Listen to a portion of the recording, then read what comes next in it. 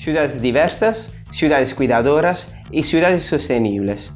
En definitiva, ciudades inclusivas, que consideren y den respuestas a todas las necesidades de la vida cotidiana de todas las personas. ¿Qué os parece? Tiene buena pinta, ¿verdad? Estas son las bases del manifiesto de Equalsari, un colectivo de arquitectas y urbanistas feministas que trabajan para juntar el urbanismo como herramienta y el feminismo como visión. Hemos tenido el placer de hablar con una de ellas sobre estos temas, puesto que el urbanismo con perspectiva feminista tiene cada vez más seguidores y detractores. Con Dafne hemos intentado dar respuesta a las críticas sobre el urbanismo feminista. Espero que esta charla os parezca muy interesante y como siempre podéis dejar vuestros comentarios abajo. Esto es Urbanistan.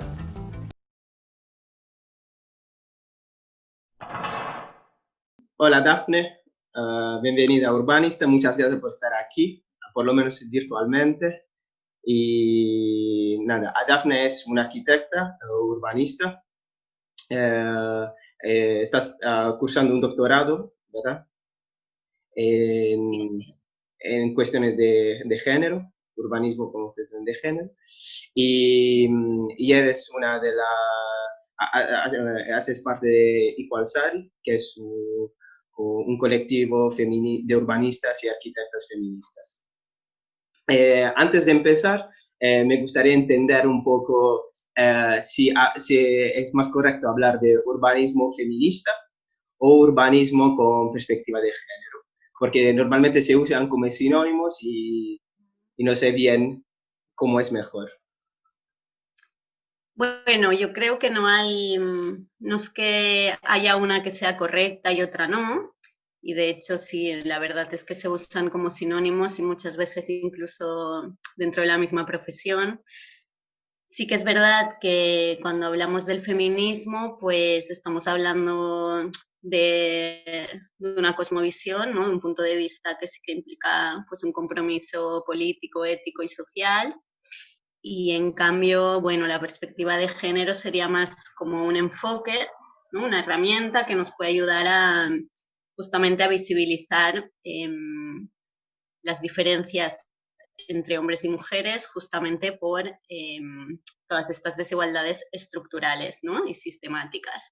Nosotras no entendemos una perspectiva de género fuera de un marco feminista, pero sí que muchas veces se utiliza o ciertas personas lo pueden utilizar tal vez para quitarle como el carácter político o para camuflar un poco sus raíces o sus objetivos. Da más miedo decir feminista que no perspectiva de género. Pues, No a mí, en general. Yo creo que es mejor hablar de urbanismo feminista, porque hay que hacer un proceso mental de entender también qué es el feminismo, que no es lo mismo que el machismo y que entonces son valores universales que cualquier persona puede... Bueno, lo desarrollamos después más en profundidad. Bueno, entonces, una crítica que se hace muchas veces al urbanismo feminista es el hecho de que es una moda que se ha creado para financiar grupos pequeños de poder y entonces que no es necesario. Y por ejemplo, en Madrid, cuando la ex alcaldesa de Madrid, Manuela Carmena, financió un encargo, encargó un informe de género, el portavoz de la oposición afirmó que era una manera para financiar la red clientelar. Entonces, ¿es el urbanismo feminista una moda o es una novedad que pero quiere quedarse? ¿O es un proceso que tiene raíces muy profundas y entonces tienes un sistema de valor muy grande? Bueno, la verdad es que hace muchísimo tiempo, o sea, décadas y por no decir siglos, que generalmente, bueno, las mujeres, ¿no? Las arquitectas urbanistas y también desde el activismo feminista, que se están generando ya muchas propuestas alternativas para para mejorar el mundo en que vivimos, ¿no? Y desde el punto de vista pues, del urbanismo, pues las ciudades o la vivienda, son propuestas pues, que justamente somos las mujeres mayoritariamente quienes hemos aportado más, porque también hemos sido las más afectadas, ¿no? Por la visión androcéntrica del mundo. Y bueno, pero eso que es una cosa que lleva, o sea, ya, aunque haya tenido esta etiqueta de feminista o no, pero que sí que lleva muchísimos años ya con muchísimas aportaciones.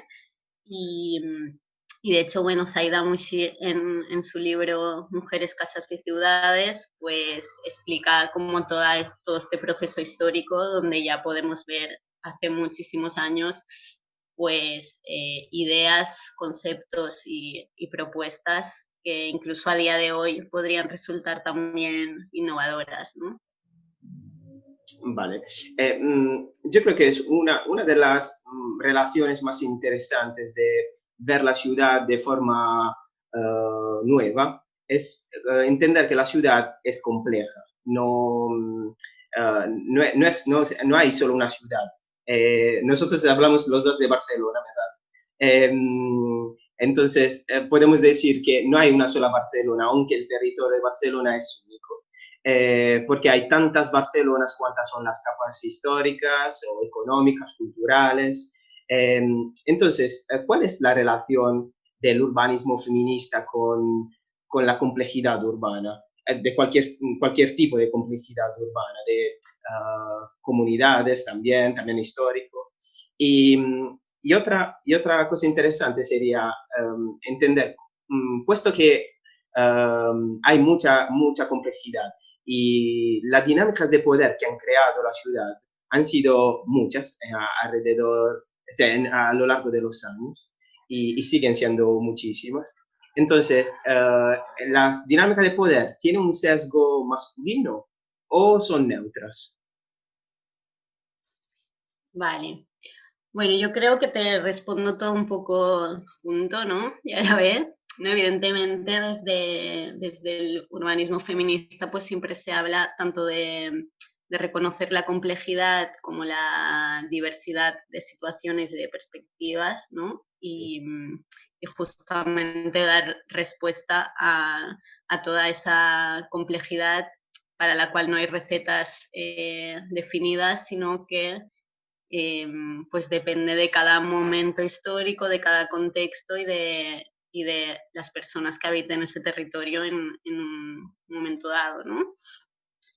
Bueno, cuando has hablado de neutralidad, ¿no? Bueno, la neutralidad no existe ni en el urbanismo ni en ninguna otra disciplina, ¿no? De hecho, hay esta famosa frase, ¿no? De si eres neutral en una situación de injusticia, pues es que estás del lado del opresor.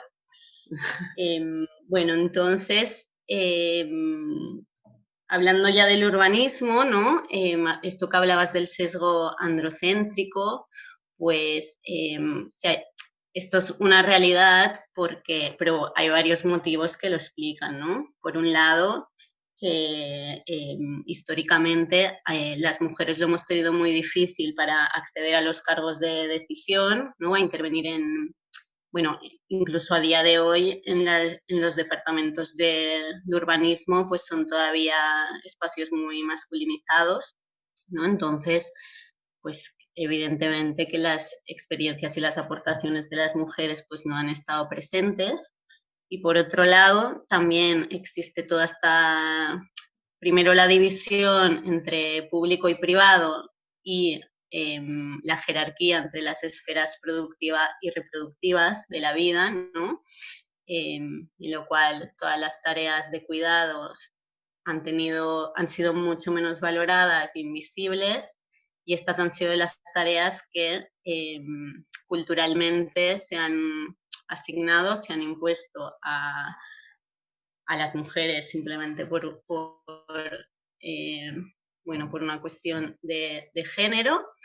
Entonces, claro, las mujeres hemos desarrollado históricamente estas actividades menos valoradas y no tenidas en cuenta en el diseño de las ciudades, y por eso hemos tenido pues muchas más dificultades a la hora de acceder, de movernos y de utilizar lo que se llama el espacio público, ¿no? Porque también hay como esta falsa división entre lo que es público y lo que es privado y qué actividades pasan en los espacios públicos o en los privados, cuando en realidad la vida pues es algo continuo y que va pasando en todos los espacios del día a día y dando respuesta también a todas las esferas, ¿no? Entonces, ¿tú crees que los Tenemos roles de desde género han creado este problema, este problema en las relaciones de la dinámica del poder con la ciudad? Esta visión de los Bueno, es roles. como una, sí, es como una combinación de factores, ¿no? De que las tareas menos valoradas socialmente son las que se han asignado a las mujeres, ¿no? Y por tanto, las aportaciones de las mujeres ni han estado valoradas, ni han estado visibles, ni desde diferentes disciplinas, y entre ellas el urbanismo, se ha dado respuesta a facilitar este tipo de actividades porque no han estado valoradas. Vale. Y bueno, siempre en esta construcción de dinámicas de poder, es muy interesante, bueno, nosotros como técnicos pensamos que somos los únicos, pero no es verdad, el trabajo de los técnicos urbanistas. Y si analizamos en Europa, pero seguramente hay otras partes del mundo donde hay estos problemas, la mayoría de los urbanistas son hombres y son blancos, aunque la sociedad no está compuesta solo por hombres y blancos. Entonces, ¿tú crees que esto ha creado unos problemas en la creación, en la planificación de las ciudades? ¿Y crees que un hombre blanco, pues yo soy un hombre blanco y soy urbanista, entonces esa pregunta va para mí. ¿Crees que no tenemos la posibilidad de entender las necesidades de otras comunidades? Eh, y si hay un sesgo, ¿es un sesgo biológico o es un sesgo cultural?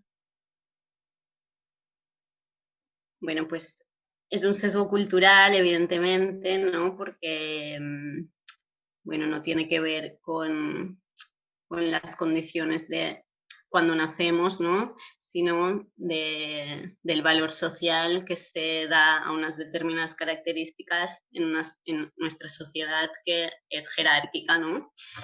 Entonces, bueno, tampoco no se trata de que los hombres blancos no tengan la capacidad de empatizar, ¿no? Con otras realidades o situaciones, sino que de alguna manera, bueno, son una minoría. Entonces, que solo haya hombres blancos en posiciones de decisión, pues lo que hará es que las propuestas se basen en unas experiencias muy reducidas de la realidad y muy minoritarias, ¿no? Y en el caso de, bueno, pero es que sí que pueden empatizar, pues sería como ponerse en situación de otras personas y hablar por otras personas en lugar de dar voz y dar capacidad de decisión a los colectivos oprimidos, ¿no? ¿Tú crees que entonces un profesional tendría que ser un poco más humilde, más allá de su color de piel o su género? Tiene que ser un poco más humilde y abrirse a entender lo que las comunidades piden. Entonces, tiene que ser un paso atrás, más de, antes que planificador, tiene que escuchar las comunidades o es solo un hecho Mm. cultural. Bueno, justamente el urbanismo feminista pues parte siempre de un trabajo horizontal y colaborativo, en el cual se reconoce a las personas que están habitando los territorios como expertas y justamente las que mejores soluciones pueden proponer porque son las que viven día a día y conocen las problemáticas. Entonces, digamos que es un trabajo colaborativo en el cual pues nosotras como técnicas aportamos nuestros conocimientos y nuestros conocimientos técnicos, ¿no? Y cómo poder elaborar y materializar esas ideas o esas soluciones. Pero digamos que en ningún caso se trataría de decidir por otras personas ni de saber qué es mejor para otras personas, ¿no? Que a veces es un poco lo que pasa o lo que ha pasado muchas veces, ¿no? Que desde las oficinas, pues desde el rol de personas técnicas, parece que por eso tenemos que tener la mejor solución y en cambio que las personas que son las que viven en el día a día, no saben tanto lo que es mejor para ellas, ¿no? Entonces sería cambiar este punto de vista. Sí, esto me hace pensar Richard Sennett, que en su último libro afirma que su percepción del espacio público cambió desde cuando padeció un ictus. Y entonces él percibe y se comunica también con el paisaje urbano de otra forma. Entonces, sin augurarle a nadie un ictus, creo que es muy feo. ¿Cómo se puede hacer este cambio de perspectiva, eh, puesto que es cultural, hemos dicho? ¿Cómo se puede hacer este cambio de perspectiva? Bueno, un poco para mí es esto que ya hablábamos, ¿no? De que para cada caso concreto hay que buscar y hay que construir un análisis, unas soluciones específicas generadas conjuntamente con la comunidad que habita, ¿no? Y un tema para trabajar todas estas diversidades, ¿no? Que dentro también de las categorías hombre y mujer hay un montón de complejidades más. Para eso, desde el feminismo se incorporó el término de interseccionalidad, ¿no? Que tiene que ver con esta superposición de opresiones o de privilegios que, que hacen que cada persona tengamos una experiencia muy particular, ¿no? Y que también varía, pues, que tampoco es fija, sino que varía dependiendo del lugar, ¿no? Del tiempo y del espacio y que por eso es importante pues hacer estos análisis directos y basados en la experiencia y en el cuerpo también, ¿no? Que luego hablaremos. Y bueno, eso no sé, así como para poner un ejemplo, pues no sé, es como que yo como mujer, pues relativamente joven, a lo mejor en un espacio de ocio seguro, yo puedo estar en una posición de privilegio, ¿no? Respecto a lo mejor pues de una mujer mayor, pero en cambio, a lo mejor en una reunión de negocios, pues ahí esta situación ya cambiaría y yo siendo la misma persona, pues cambia mi posición en una jerarquía social, ¿no? Que depende de muchos factores. Entonces, ¿pero tú crees sí, que es normal que cambie la percepción o sería mejor un mundo o una ciudad, en este caso, donde todos nos sentimos bien en cualquier lugar? Aunque es utópico, bueno, obviamente. Sí, evidentemente hay que trabajar para ello, pero primero me parece que es necesario todo un trabajo de análisis y de reconocimiento, ¿no? Y de comprensión de todos estos factores. Bueno, que sería un poco ingenuo como tratar de pensar que no existen, ¿no? Sino de ver qué es lo que ocurre, porque en algunos lugares nos sentimos mejor o peor que en otros y tratar de trabajar a partir de ese análisis previo también. Perfecto. Bueno, pero en relación a este tema, una de las batallas que normalmente las urbanistas feministas y los urbanistas feministas hacen es la batalla para la peatonalización, bueno, para favorecer el espacio del peatón y reducir el espacio de los coches. Pero sí, bueno, una crítica que yo me he puesto en muchos foros, así un poco que no deseo a nadie leer. Una crítica que se hacía es que en España, según el censo de los conductores, solo el 57% bueno, el 57% son hombres y el 43% son mujeres. Eh, entonces, digamos, la crítica se hacía es que no es una batalla feminista. Si al final hay disparidad, son 17 puntos, 18, 17, pero al final los coches lo usan también las mujeres. Entonces, para ti, ¿es una batalla feminista la batalla del peatón? Y además, ¿qué añade allá un discurso bastante codificado? Porque por otras visiones de la ciudad, como la sostenibilidad, como el derecho a la ciudad, que ya otras maneras de ver la ciudad ya hablan de sostenibilidad y derecho a la ciudad. Sí, bueno, en primer lugar, bueno, habría que fijarse a ver cómo son estos datos, porque una cosa es que el censo de personas que tienen el carnet de conducir sí que esté más o menos mitad-mitad, ¿no? Incluso hay más hombres, pero bueno.